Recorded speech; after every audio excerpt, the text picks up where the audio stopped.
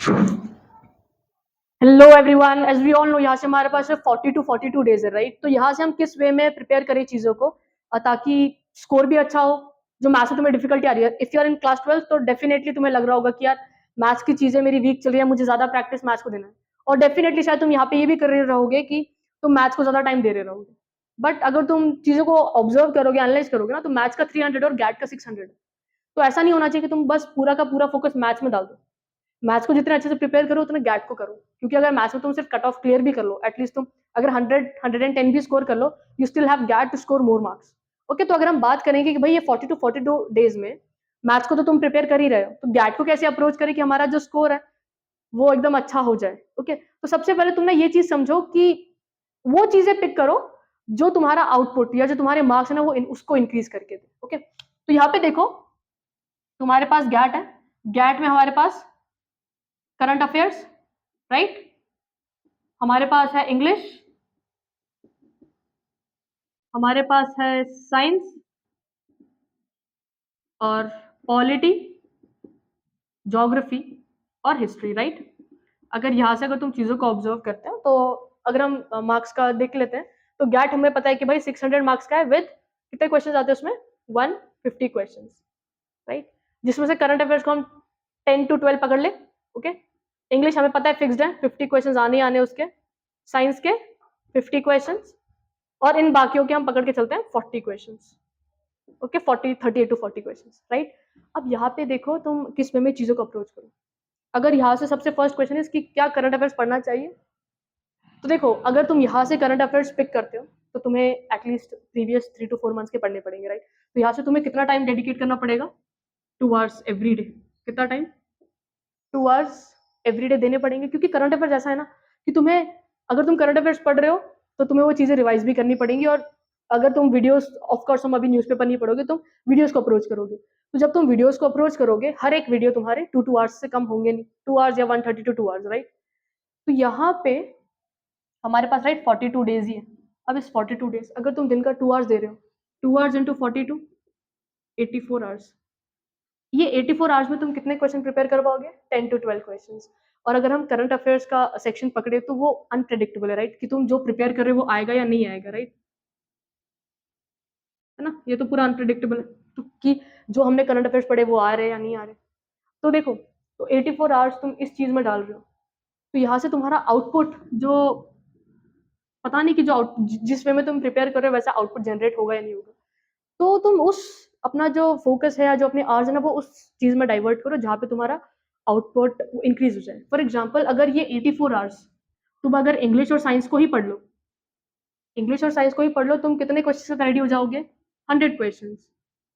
ये 84 आवर्स में तुम यहाँ से 10-12 क्वेश्चन कर रहे थे, और यहाँ पे 84 आवर्स में यू आर प्रिपेयरिंग 100 क्वेश्चन। वो ज्यादा बेटर है, राइट? 100 क्वेश्चन मतलब 400 मार्क्स, तो ये 400 मार्क्स ज़्यादा बेटर है।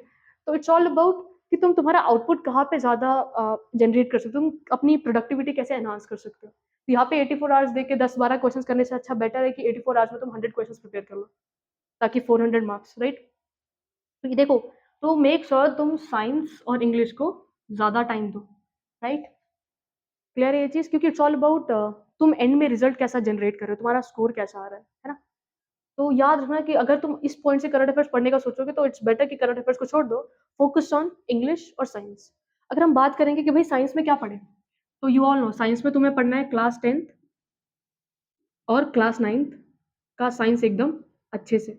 इस चीज़ को इतने अच्छे से कर लो कि तुम्हारा सारा चीज़ एकदम सॉर्ट आउट हो जाए। ओके, कि अगर इसमें से क्वेश्चन आ रहे हैं तो ये क्वेश्चन तुमसे छूटे ना। ओके, तो क्लास साइंस का तो सबसे फिक्स्ड है, दैट इज क्लास 10th और क्लास 9th तुम प्रिपेयर करो। अब बात आती है कि भाई हम इंग्लिश को कैसे प्रिपेयर करें। तो इंग्लिश को प्रिपेयर करने से पहले you do one thing, that is तुम प्रीवियस ईयर पेपर्स उठा लो इंग्लिश के ना। इंग्लिश में तुम क्या करो, प्रीवियस ईयर पेपर्स उठा लो, और ये ना 3 to 4 पेपर्स या 3 to 4 पेपर्स उठा लेना, ठीक है? अब ये 3 to, सबसे पहले देखो, तुमने प्रिपेयर किया हो ना प्रिपेयर किया हो कोई नहीं, तुम पेपर्स उठाओ। उन तुमको पता है कि भाई पेपर्स में कितने क्वेश्चंस है? You will have 50 questions, right? 10-10 questions हर एक सेक्शन में से, या 5-5 तुम्हारे हिसाब से, है ना? अब देखो यहाँ पे तुम क्या करो, पेपर्स को अटेम्प्ट करो, सारे जो तुमने 3 पेपर्स उठाए या 4 पेपर्स उठाए उनको अटेम्प्ट करो। एक कॉलम बना लो कि उसमें कितने सेक्शंस है। तुम्हें 5 सेक्शन तो मिलेंगे ही मिलेंगे, first section, second section, third, fourth, fifth.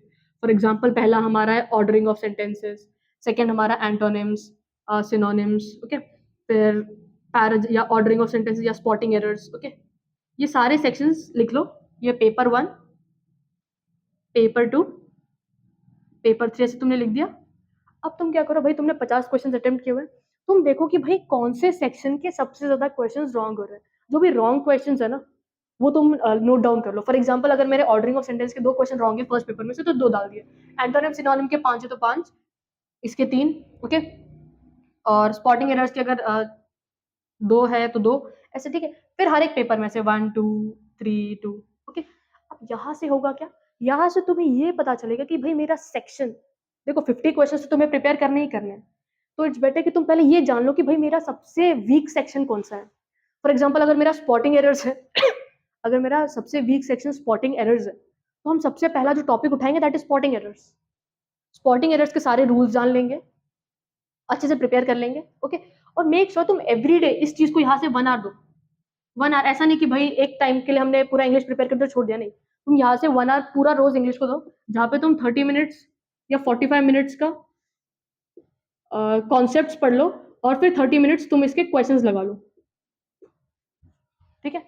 तुम इंग्लिश 30 to 45 मिनट्स प्रिपेयर करो और फिर 30 क्वेश्चन तो क्वेश्चन लगा लो, 30 मिनट्स क्वेश्चन लगाओ, ओके। तो देखो सबसे पहले पेपर देने से फायदा क्या होगा, तुम्हें एक बार ट्रेंड मालूम पड़ जाएगा, तुम्हें ये पता चल जाएगा तुम्हारे सेक्शंस कौन से वीक है।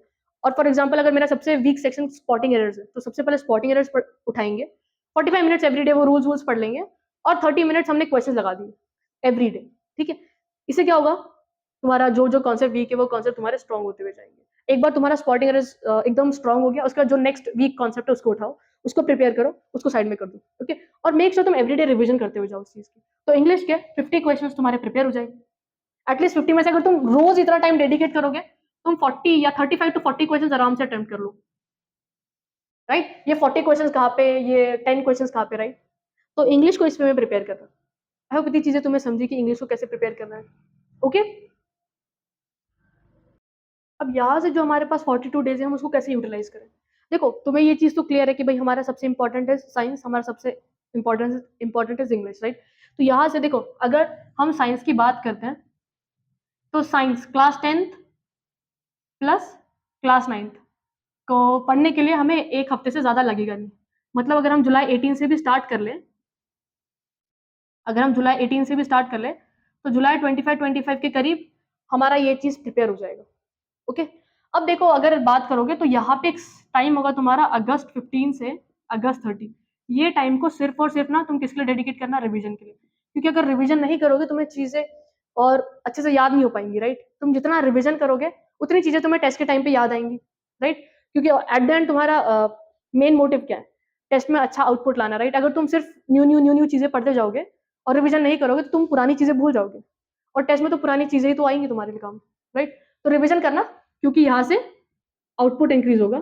कैसे आउटपुट कैसे इंक्रीज होगा, पुरानी चीजें भूल जाओगे तो टेस्ट में क्या क्या क्वेश्चन मार्क करोगे, राइट। तो आउटपुट इंक्रीज करने के लिए you need to make sure तुम 15 डेज का रिवीजन कर ही रहे हो, ओके। तुम्हारा 7 डेज में क्लास 10th और क्लास 9th का साइंस एकदम अच्छे से प्रिपेयर हो जाएगा। मेक श्योर एक बार इस चीज को कंप्लीट करने के बाद इसको नेग्लेक्ट मत करना, रोज 30 मिनट्स का रिवीजन करते रहना, सिर्फ 30 मिनट्स, ओके। उसके बाद देखो इंग्लिश की बात करेंगे, तो इंग्लिश को तुम 1 आवर एवरीडे डेडिकेट करो टिल अगस्त 30, ओके। अगस्त 30 तक इसको पूरा टाइम डेडिकेट करो, ऐसा नहीं कि भाई एक बार प्रिपेयर होगा तो छोड़ देंगे। क्लियर है ये चीज। अब तुम्हारे पास बचते हैं 3 section, that is polity, geography और हिस्ट्री, जिसमें से हमने पकड़ा है कि भाई ठीक है 40 क्वेश्चन भी आ जाएंगे। अब देखो अगर तुम यहाँ से इस टाइम स्पैन में तुमने क्या प्रिपेयर कर लिया, तुम्हारा साइंस प्रिपेयर हो गया 5 दिन में, सॉरी 7 डेज में। और देखो इतना डिफिकल्ट नहीं होगा क्योंकि तुम ऑलरेडी पीसीएम में हो, 7 डेज में रिवीजन करना था, डिफिकल्ट नहीं होगा। अब तुम्हारे पास बचे कितने दिन, जुलाई 25 से अगस्त 15, मतलब यहाँ के 5 प्लस वहाँ के 15 पकड़ ले 20, ठीक है 20 छोड़ो, हम 15 डेज ही पकड़ते हैं। कितने डेज, 15 डेज ही पकड़ते हैं कि भाई यहाँ पे तुमने +-3 कर लिया, क्लियर है ये चीज। अब देखो यहाँ पे जो 15 दिन है उसको तुम कैसे डिसाइड कर सकते हो। अगर तुम्हें हिस्ट्री डिफिकल्ट लग रहा है तुम हिस्ट्री को छोड़ो, तुम पॉलिटी और ज्योग्राफी को पकड़ लो, ओके। जिसको पॉलिटी डिफिकल्ट लग रहा है वो ज्योग्राफी और हिस्ट्री को पकड़ लो। और जिसको ज्योग्राफी डिफिकल्ट लग रहा है वो पॉलिटी और हिस्ट्री को पकड़ लो। देखो इन 15 डेज के टाइम स्पैन में तुम क्या कर सकते हो, 7 डेज का टाइम स्लॉट बना लो और इन 7 डेज को कैसे डेडिकेट कर लो कि फॉर एग्जाम्पल अगर मुझे पॉलिटी और ज्योग्राफी में इंटरेस्ट है तो 7 डेज पॉलिटी और 7 डेज मैंने ज्योग्राफी कर लिया। अब ऐसा नहीं कि हम सारी चीजें इसमें पढ़ पाएंगे, वो चीजें उठाओ जो बहुत ज्यादा इंपॉर्टेंट है, जो बहुत ज्यादा इंपॉर्टेंट है कि भाई इसमें से शॉर्ट शॉर्ट क्वेश्चन आने ही आने हैं। और 7 डेज में तो मैक्सिमम चीजें तुम्हारी कवर हो जाएंगी। कौन सी एकदम इंपॉर्टेंट चीजें। तो अगर तुम ये 7 डेज करते हो और देखो एवरीडे जब तुम न्यू चीज पढ़ रहे हो तो एक बार 10 मिनट का या 15 मिनट का पुराना रिविजन कर लेना। ओके, तो एटलीस्ट अगर यहाँ से 40 क्वेश्चन थे, अगर तुम यहाँ से 10 क्वेश्चन का, देखो तुम प्रिपरेशन शायद 30 क्वेश्चन तक का कर लो, राइट। फॉर एग्जाम्पल अगर तुमने पॉलिटी और ज्योग्राफी पढ़ लिया है, तुमने इनमें से कोई भी 2 टॉपिक अच्छे से पढ़ लिए 7 डेज के स्पैन में, और अगर तुम यहाँ से सिर्फ 10 क्वेश्चन भी बना पाओ, कितने 10 क्वेश्चन, हम इंग्लिश और साइंस को मिला के 100 क्वेश्चन और +10 मतलब टोटल प्रिपरेशन हमारा 110 क्वेश्चन का हो रहा है। इवन तो ये सारे क्वेश्चन राइट नहीं होंगे, अगर 80 क्वेश्चन या 90 क्वेश्चन भी तुम राइट करते हो, 80 to 90, राइट, तो तुम्हारा स्कोर बहुत अच्छा हो जाएगा। लाइक अगर 80 करते तो यू विल हैव 320, ये करते तो 360। और देखो अगर तुम यहाँ पे 320 360 स्कोर कर लो और मैथ्स में अगर तुम, ठीक है अगर तुम्हारा मैथ्स वीक है, अगर तुम 100 भी स्कोर कर लो, ये 420 और यहाँ पे 460। समझ रहे हो ये चीज। 7 डेज के तुमने टाइम स्पैन में चीजें की तो अभी तुम्हारी हो जाएंगी चीजें। तो ऐसा मत करना कि भाई तुम सिर्फ मैथ्स मैथ्स मैथ्स को ही फोकस डाल रहे हो। ओके, तो एकदम बैलेंस अप्रोच रखना, मैथ्स को भी पढ़ो, गैट को भी पढ़ो, और जितना रिवीजन हो सके उतना रिवीजन करो कि भाई ऐसा नहीं कि मैथ्स का भी तुम रिवीजन करते रहो। Okay, hope you like the video guys, all the best, अच्छे से प्रिपरेशन करते रहो।